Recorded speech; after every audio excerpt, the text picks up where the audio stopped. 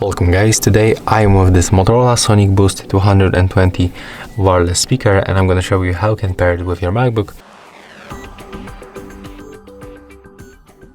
So the first you have to click and hold this power button. Hello Moto. Right now you can release. Power on. Power on.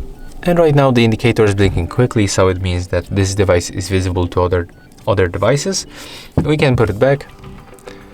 We can simply open the Bluetooth settings, go for the Bluetooth preferences, enable Bluetooth by tapping right here,